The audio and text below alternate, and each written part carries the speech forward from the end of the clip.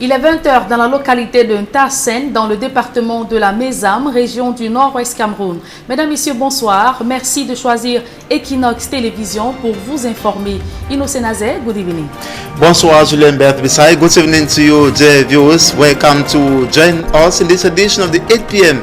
Bilingual newscast on Equinox Television. In our top stories, bishops in the northwest and southwest regions of Cameroon say they struggle to frustrate resumption of classes in the two English-speaking regions of Cameroon come September the 2nd, 2019. It's a grave injustice against the poor in the society. In an open letter, they equally made it known that it is unacceptable for the future of the children to be jeopardized for political gains and equally for selfish interests. Equally, we tell you in this edition of the newscast, as the mass exodus continues in the two English-speaking regions of the country, the people are leaving to other safer localities and equally regions, notably Douala, Yaoundé, and Bawusam, where they will seek for refuge and equally to enroll their children for the 2019-2020 academic year, as the situation in the two English-speaking regions of the country remains tense as a result of the lockdown announced by the separatist movements, and the transportation fare has equally tripled. Details and more in this edition of the newscast. Le pont Mizaor à Maroua, qui facilite la mobilité des populations, s'est effondré sous la pression des pluies. L'infrastructure âgée de 6 ans, qui selon des experts a été mal construite, met un terme au déplacement des populations. Évocation à suivre dans le 20h.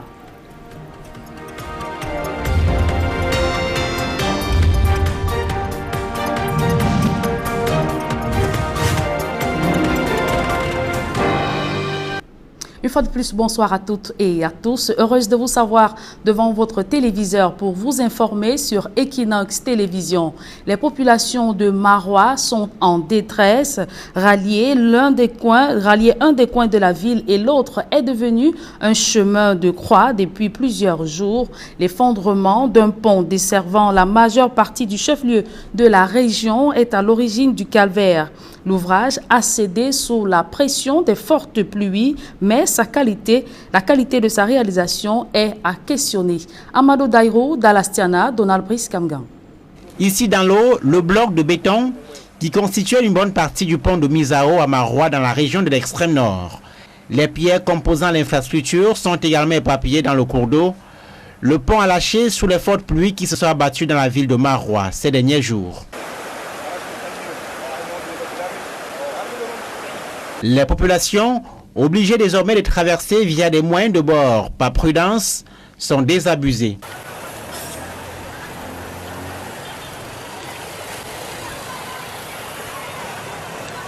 Alors, époupée, constatez avec moi la qualité de pont qu'on a construit, qui est à désirer, qui ne peut pas tenir sur l'axe, vu que toutes les routes sont impraticables. Donc les gens tournent pour venir passer par ces ponts pour rentrer dans leur quartier respectif. Ils disent qu'ils ont travaillé. Pardon, allez voir là-bas. Ça ne va pas. Ça ne va pas là-bas. Tout va mal, ça ne va pas. Non.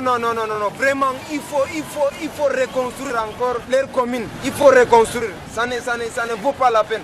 Ça ne vaut pas la peine. Nous, on est dépassés. Le pont de Mizao, ainsi partiellement effondré, a été construit il y a 6 ans. D'après une source locale proche du dossier, les travaux auraient été techniquement mal exécutés par l'adjudicataire. Et l'hôpital de district de Menganga, dans le département du Mbéré, région de l'Adamawa, vit dans l'insécurité totale. L'absence de clôture expose les malades qui sont de plus en plus nombreux malgré les efforts des élites locales. Jean-Blaise Noupayé, Dalastiana, Flavien Valondongo. L'hôpital de district de Menganga, dans le département du Mbéré, région de l'Adamawa, est malade. Il souffre du manque de patients.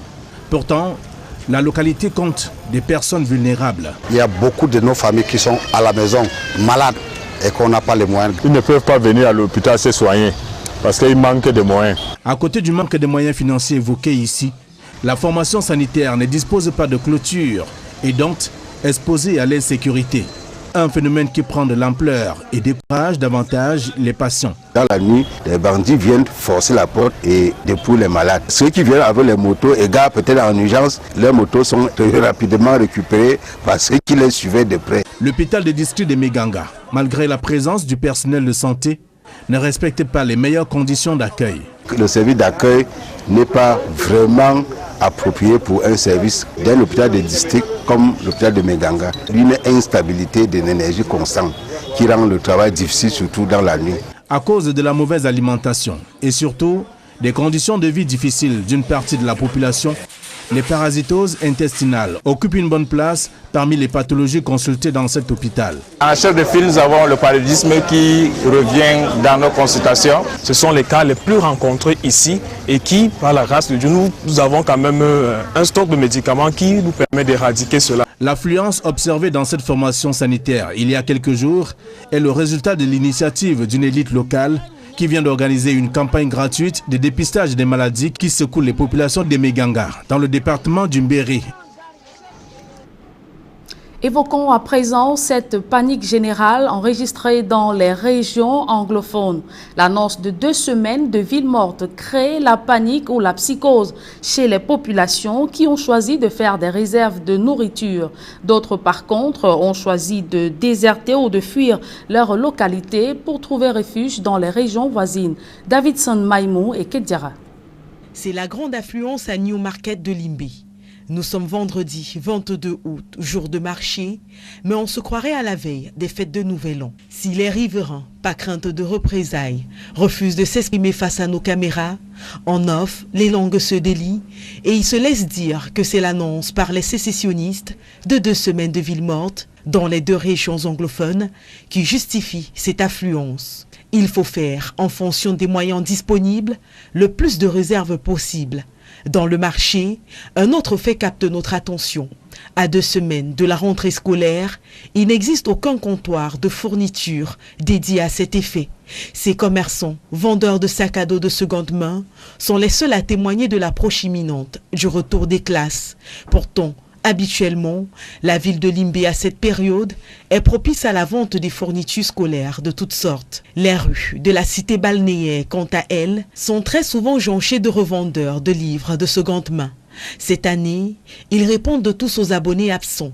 Les libraires chez qui nous produisons à l'accoutumée les reportages sur la période qui précède la rentrée scolaire ont tous fermé boutique.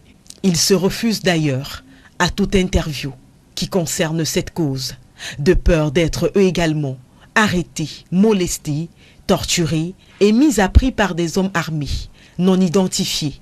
Pourtant, dans la ville, le niveau de sécurité est passé du double au triple, l'objectif étant la protection des riverains et de leurs biens. Les délégués du personnel reçoivent des outils devant leur permettre de mieux défendre les droits des travailleurs tout en les amenant également à respecter leurs devoirs. C'est une initiative de la Confédération syndicale des travailleurs du Cameroun qui est soucieuse de l'instauration d'un climat sain dans le milieu du travail. Emmanuel Job et Marcelin Gansop. Assidus, les délégués du personnel s'abreuvent à la source de la CSTC, la Confédération syndicale des travailleurs du Cameroun. C'est un jeu qui vaut la chandelle, dans la mesure où la répétition n'est pas forcément une mauvaise chose. Toute formation a une importance. Ceux qui bénéficient de cette formation vont rentrer avec quelque chose de nouveau dans leur conscient. Très souvent, les travailleurs ignorent leurs devoirs. Ils parlent toujours des droits.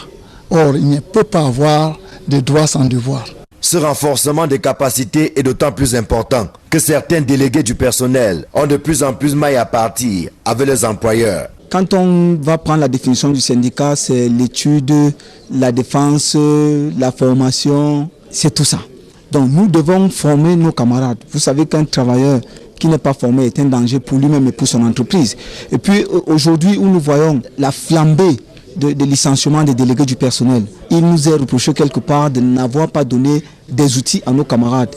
Pourtant, nous le faisons, mais ceux qui sont subtils, nos partenaires d'en face, font tout pour les tacler.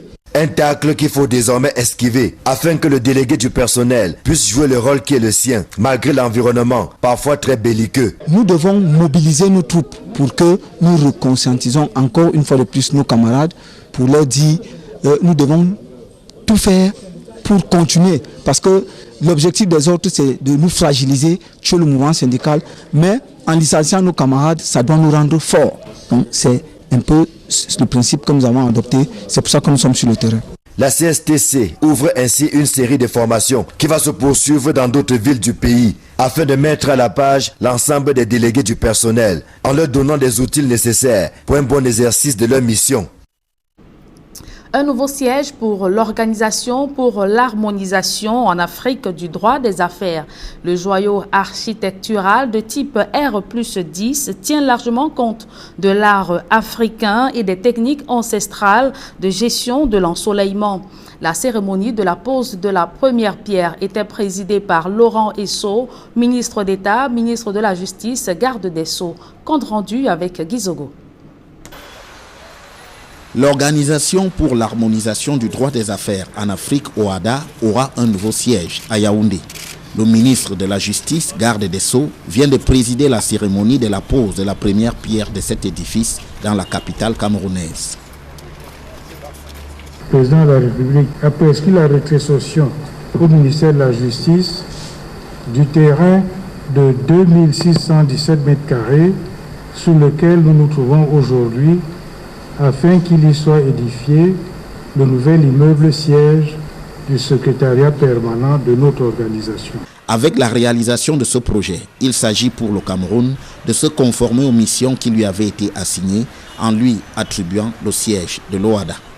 Du traité fondateur de l'OHADA, il résultait que le Cameroun, siège de l'organisation, avait un double devoir: mettre à la disposition de l'OHADA un immeuble fonctionnel pour abriter le siège de cette organisation et en même temps doter le secrétaire permanent de l'organisation d'un logement de fonction qui sied à ses responsabilités.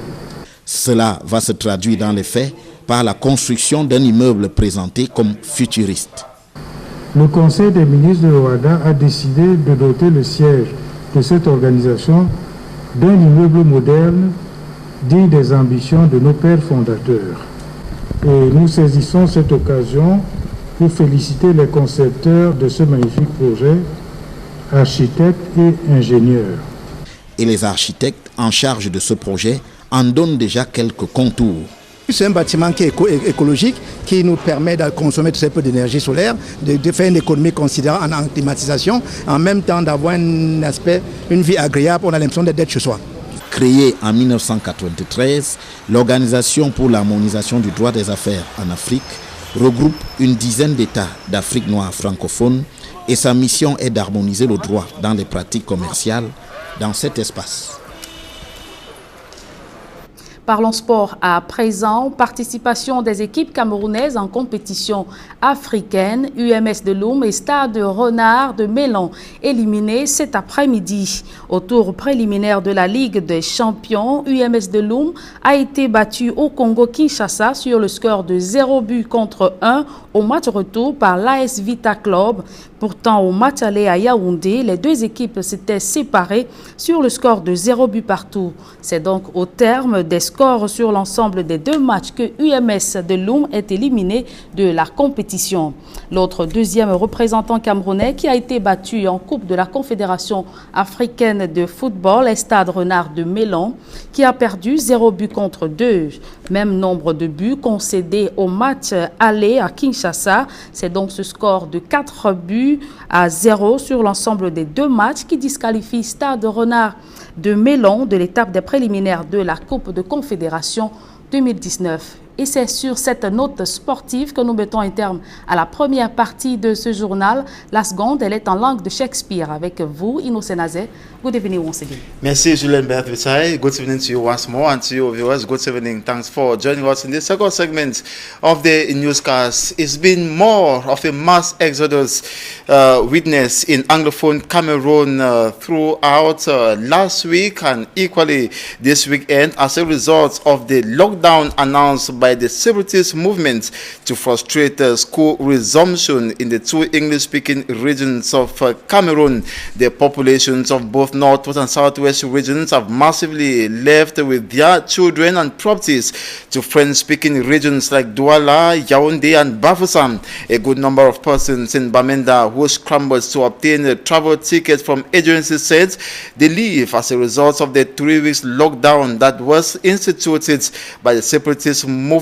Reports say the situation at the Finance Junction Bamenda Northwest region has been horrible as thousands gather at the motor park to move out of the region. Sources hinted Equinox Television that transport fare to Bafoussam from Bamenda was 5,000 francs CFA, while from Bui Division to Bamenda cost 10,000 francs. Also that from Bamenda to Wom on a motorbike, you are compelled to pay 20,000 francs CFA. Drivers and motorbike owners have maximized use profit this period, according to sources. An indication that many are actually benefiting from the horrible situation in northwest and southwest regions. And since the Nera 10 were slammed a life jail sentence, the two English-speaking regions have not been the same. Gunshots and killings have been common, including kidnappings. Early this Sunday, 3 persons were shot dead, including a pregnant woman, as they were heading to the Ndop markets to buy foodstuffs to stock their houses. No one has been able to say who is responsible for the said act.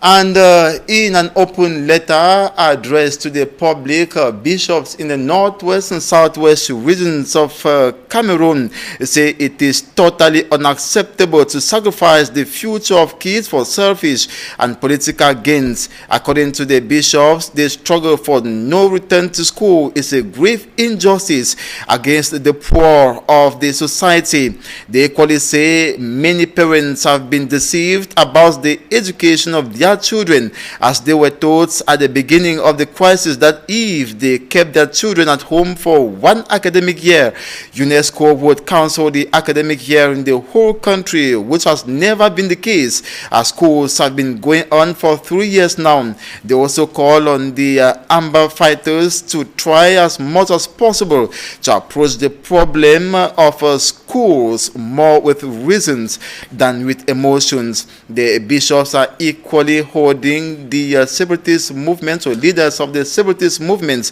and equally the governments of Cameroon accountable for the gross human rights violations in the two English-speaking regions of the country, as well as atrocities caused so far. The senior divisional officer for Manu Division in the southwest region of Cameroon has banned the transportation of iron rods into Lebialem. That's contained in a release signed recently. And according to him, the iron rods are being used by fighters or armed fighters to fabricate locally made weapons, notably local bullets, to combat the defense and security forces who are there to institute a peace in the region. We now talk about a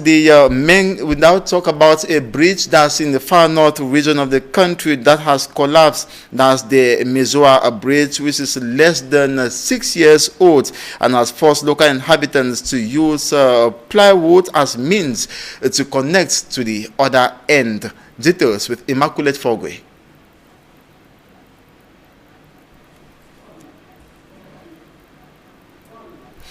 We'll be reporting about the Mizoa Bridge, which has collapsed. That's in the far north region of the country, hindering circulation as well as making it difficult for the population to cross to the other end. More in her report. The Mizwa Bridge, popularly known in French as Pont de l'Hôtel Mizwa, located in Maroua, far north region of Cameroon, recently collapsed. The bridge, which is known to have linked several neighborhoods alongside hotels in the city of Maroua, has made circulation practically difficult for most road users. Circulating on the bridge is indeed difficult for locals, but not impossible. Apart from the collapsed bridge, the state of most roads and drainage systems in the Far North region are deplorable, causing some of the locals to doubt the competence of the councils. And people will boldly say we have mayors. What are they doing? There's no need for councils. It is better we are just left to ourselves because they are not carrying out their duties. Later, they will say they are working for the population. Meanwhile, the population is suffering.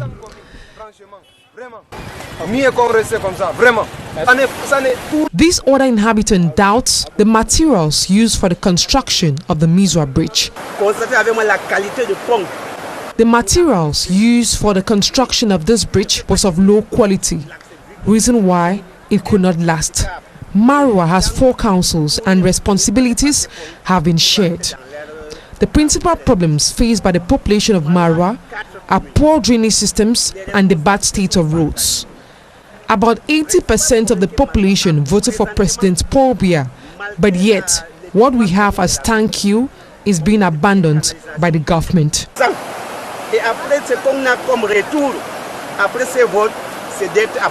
The population are calling on authorities concerned to address their plight so as to make life easier for them. We stay in northern Cameroon this time around in the Adamawa region, notably to talk about the Menganga District Hospital in the Ndewere division that opens its doors on daily basis but suffers from patients' deficiency. Though many are sick, they prefer treating themselves in their homes in whatever way. This is so because they do not only lack the financial means, but that insecurity is alarming in the health institution. The hospital personnel recounts how criminals burst into the hospital even in broad daylight and harass patients, and all around that they enter from all angles as the hospital is not fenced. Also, the manner in which patients are received is very poor, and equally that working at night is difficult as a result of constant power outage. Few patients who visit the hospital, where we are told suffer mostly from malaria, but are immediately treated with the large stock of anti-malaria drugs available. And this recent turnout is due to a free health screening campaign organized by a group of health experts to help the population from diverse illnesses they have been suffering from. And the Cameroon Minister of Trade, Luc Magloire Tangana, has this August engaged in a mission commissioned within the Ministry of Trade to find a local rice marketing strategy so as to make locally produced rice acceptable or better consumed in Cameroon. It should be noted that recently awareness was raised as more of imported rice was consumed in Cameroon, and it is an effort being made by the Minister of Trade to ensure that locally made rice is consumed by Cameroonians. More with Hermine Luga. A mission commissioned this August by Minister Luc Magloire Tangana of the Ministry of Trade intended to build the public on the stock available to the Company of Expansion and Modernization of the Yagwa rice in the Far North region. This stock of rice, which a couple of weeks ago drew attention after a shocking discovery of unspeakable tons of rice which for years couldn't reach business shelves. Observers questioned, is it that Cameroonians shy away from local products, or has the worry been around the commercialization of the local products, as it is the case of the Yagwa rice? C'est la colonisation pure et dure. Il va nous falloir du temps. Il va nous falloir encore au moins 60 ans. Pour que les enfants, pour que nos enfants commencent à apprendre que ce qui est fait au Cameroun est bien. Et c'est après 60 ans que les gens vont commencer à penser aux produits camerounais. To address such mishaps and the remarks made, the inter-ministerial meeting with stakeholders was to find local marketing strategies so that local products like rice be accessible to consumers. But to attain these goals, members and actors of inclusive structures such as the Consumers' Rights Group complained of a failure by the said ministry in evoking pertinent issues concerning consumers without them being represented. Puisque le débat de fond sur cette table, il fallait que j'ai un producteur, que j'ai le ministère du Commerce, que j'ai un importateur, que j'ai un consommateur, que j'ai un acte de la société civile. Ils ont fait leur communiqué, ils ont envoyé poster ça à 5 h le matin, que nous autres, on a eu ça sur Facebook. Meantime, stakeholders in the sector stressed on the need to increase the production of local products such as rice. On the part of the ministry, strategies are said to have been adopted, including the gradual marketing of local products throughout the country. And that's it for this 8 p.m. bilingual newscast on Equinox Television. Thanks so much for watching. We shall be back tomorrow, God willing. Do have a splendid evening. Julien Bissay, bonne soirée à vous. Je vous souhaite également une agréable soirée. Innocène Azé, mesdames et messieurs, c'est la fin de cette édition bilingue du journal. Merci de votre fidélité.